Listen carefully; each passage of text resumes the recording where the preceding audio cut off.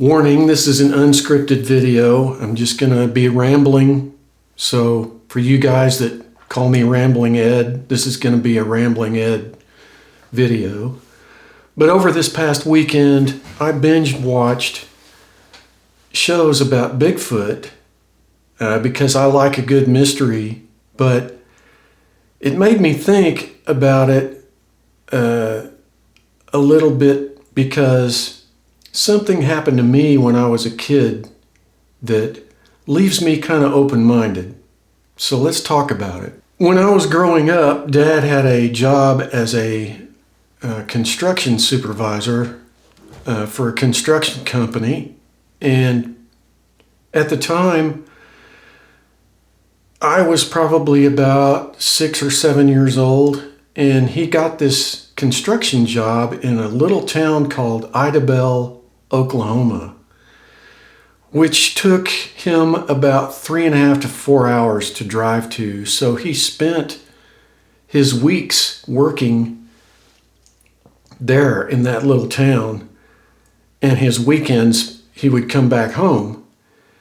And that summer, I think this was about a year before all this Bigfoot stuff started happening. He took me that summer down there to that little town.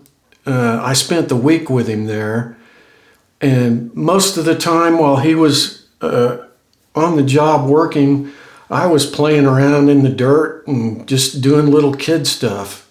I didn't think about it until recently when I saw all these TV shows on the subject, but I remember this now that it came to my mind that when he took me there for a week that summer, the carpenters and the plumbers and electricians and all the trades people that were working on these construction projects would tell me, and I was just a little kid, I didn't even think about it, really. I didn't know what people were talking about, but people would tell me, and they would also tell my dad, don't go down to the river at night. And I was like, why not? You know, sometimes that's the best fishing. They said people have been disappearing down there and nobody knows why. So it was kind of a local thing there at the time that people were talking about, and it never would have made the national news because it was just a little town. And it's about 90 miles away from the famous Arkansas town that they made a movie with about creature from Boggy Swamp or Boggy Creek or something like that. It's about 90 miles away from that little town. So it's kind of in the same area. And I remember the forests down there are so thick, there's a million places to hide in there. If you want to do moonshine or do something, kind of underhanded, you can probably hide out in there for a long time without anybody ever finding you. And so I'm sitting here thinking, well, if somebody was a serial killer at the time, they could probably get away with it because there's a million places to hide in that area. It's just thick forest, and it goes on and on for miles. So I was thinking about that while I was watching these shows, but then I thought, part of me thinks, okay, is it all a hoax? Or is it all a hoax just to make money and make TV shows about these things? Or is it a scam to make money off of tourists and people coming through these little towns? I don't know. I have an open mind about it because of those things that I remember now from when I was a child. And this was before even anybody knew what to call it. They weren't calling it Bigfoot. Everybody in that town was talking about how people were disappearing and nobody could find them. And my first thought as a kid, well, there's a serial killer, on the loose. Don't go out at night, So, and Dad, he was like, he wouldn't let me go anywhere at night. he kept a tight leash on me that week, and he took me to the river to go swimming during the day, and I overheard his contractors and other business people. They were all talking about it a little bit, but I didn't think anything of it. I was just busy playing, being a kid. 60 years later, nobody has come out with except that one film, and nobody's been able to film those things ever since. So it makes me wonder what's going on, because I've seen several interviews from forestry workers, and they will not talk about it. In fact, they're told not to talk about it. So what's that about?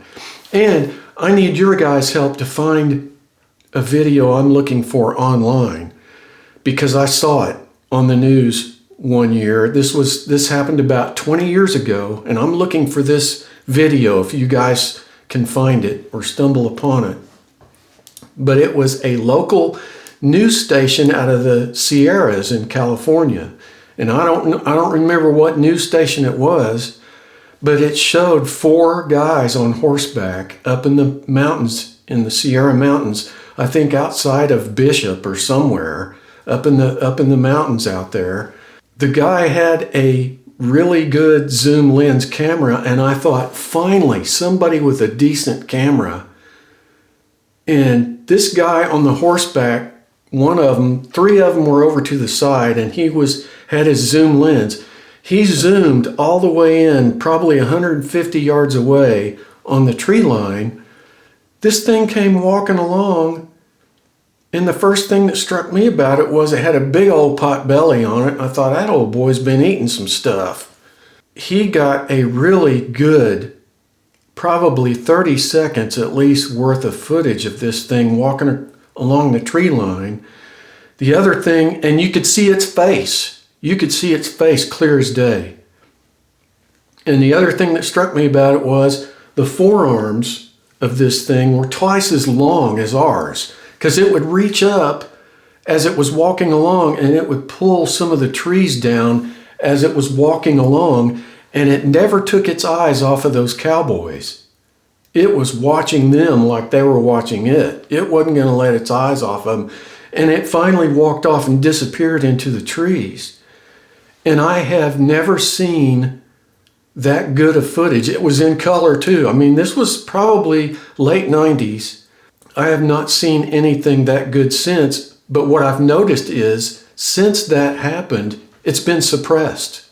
I don't see it anywhere. I can't find it anywhere online. I've Googled, I've been on Bing, I've been trying to find this video that this cowboy took, and you cannot find it. I don't know which local news station it was, whether it was out of Sacramento or Bishop or whatever town it was in. I can't seem to find it. So if you guys get bored someday and go look for it, let me know, because I haven't been able to find that one. It was the best evidence since that 1960 film, in my opinion. But what I think is strange is they're suppressing it. Nobody has it all of a sudden. Nobody's talking about it. I thought, the other thing is, these TV shows that show these people out in the forest late at night, screaming into the forest and making noises and all this stuff, I think to myself, if there's really something that's 8 to 10 feet tall and weighs 1,000 pounds out there in the dark, I'm not going to go looking for it. Are these people crazy? I can kind of get it if they've got bear guards with them and people that are armed. But if they're just out there with a camera crew and a bunch of people making a whole bunch of noise, because animals can detect you as soon as you enter their territory. They smell you. They don't even need to see you. They smell you. They can smell you from miles and miles away. The other thing that gets me about those shows is I've been out in the wilderness before, and I used to do some camping when I was young, and it's like every little noise alarms these people. And I'm like, why? There's raccoons, there's bears, there's cougars, there's bobcats, there's possums. There's all these little creatures scurrying around, rabbits. They make all these noises in the middle of the night because that's when they come out. So it makes me laugh sometimes because these people are like, oh, what's that? What's that? Well, it's a raccoon. It's a beaver. Those things come out and they make all kinds of noises. Now, one thing that I think a lot of people are not paying attention to in the forests at night is boars. Wild boars or feral pigs. Those things can make a horrendous amount of noise, and they make a mess, and they tear up a lot, and they stick their noses in the ground, and they will make a big giant footprint looking thing in the dirt. I've seen it. I've seen it on people's lawns, if you can believe that. Pigs roaming through little towns, and they'll tear up your yard. They'll tear up your yard, and it looks like giant footprints going through the yard because they're making such a mess. So my question to you is the government covering something up? Is there something being covered up about these things? Or are these things a total hoax and a scam? Because it seems like with all our high technology, and I was watching this program, they've got infrared, FLIR cameras, infrared drones. They're using all this fancy stuff, and they still can't find the thing. They're showing, heat signatures on a camera from a mile away. Well, that could be anything. You could be looking at a blob of coyotes or something. So I don't know. That's why I'm asking you guys, and I'm asking you guys if you find that video from California, let me know what it's called, because I have not seen a better video of one of these things since then. And it just seems like somebody is trying to suppress it. I don't know if it's the government, the media, or whoever, but it just seems strange that that's covered up or suppressed and you don't see it. Instead, we get all these blobby looking, blurry looking things that could be a bear, it could be anything. And I'm like, that doesn't. Plus, these TV shows add their scary music to the ends of it and make it look like it's a scary thing they come upon at the end of each episode. Give me a break. Make it real. Get rid of the music. Get rid of this post-production baloney and just go out there and document what you guys are doing. That's what I would rather see, because the whole production thing with scary music and this build up to these nothing things at the end of the show just make me think, well, they're just doing it. It's just another fake. I mean, if there's a thing on the ridge over there a mile away and you zoom in on it and it's walking on two legs, how do I know that they didn't have a crew over there on that side of the mountain with a guy in a monkey suit walking around and staging the whole thing? We don't know that. All we know is what they're showing us on this TV show. And I'm like, so many people are making money off of these creatures, and I'm not seeing, and we've got all this high-tech trail cams and all this high-tech stuff now, and I'm still not seeing good enough footage. And so it makes me think, okay, I'm open-minded. I think there could be something out there that we haven't documented yet. But on the other hand, there's all this funny business going on. And I'm like, what is the truth about these things? Are they a leftover after the Great Flood, the flood that's in all the Bible and all the other religious texts? Are these things somehow survivors of that flood? Or are they some kind of mad scientists experiment with human DNA plugged into a gorilla, and this is what came out, and these things are breeding all over the place. I mean, there's all kinds of conspiracy theories, but I'm like, why, with all our technology, can't we get some definite proof that these things are out there? And why are the Forestry Service people told to not talk about it? It's just odd. I mean, the indigenous tribes here and over in the West Coast, they'll talk about it because it's part of their traditions. But nobody else wants to talk about it.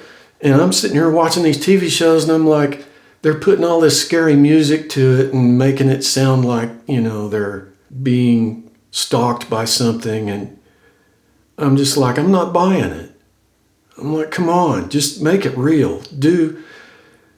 In fact, to me, if you want to catch something like that, my suggestion is just to go out camping, make a fire in the middle of your campground, and don't make any noises. Just observe. Sit there and listen and observe, and maybe even leave your campground, then put up some cameras pointing to it and see what enters your camp. Just, you know, I think they could probably get more results that way than anything they're doing now. That's just my rant for today. That's my rambling from Ed today. I want to know what you guys think, because I love a good mystery and conspiracies, and this one always catches my attention because it just seems like when I was a little kid, people were all talking about, you know, don't go down to the river at night. People are disappearing. And it was the talk of the town. I remember it. Nowadays, it's like something would happen, and I think maybe it could tie in with this guy's books about missing 411. I forget the guy's name that wrote those books. How people, and that's another thing. I always noticed that these things happen in these national parks. So why are people disappearing in national parks? To me, it brings up, I'm coming out of these things with more questions than I'm getting answers from. So that's all I have today. Do the best you can with what you've got, wherever you're at. And let me know down in the comments what you found out or what you think is going on. And I'll talk to you guys on the next one.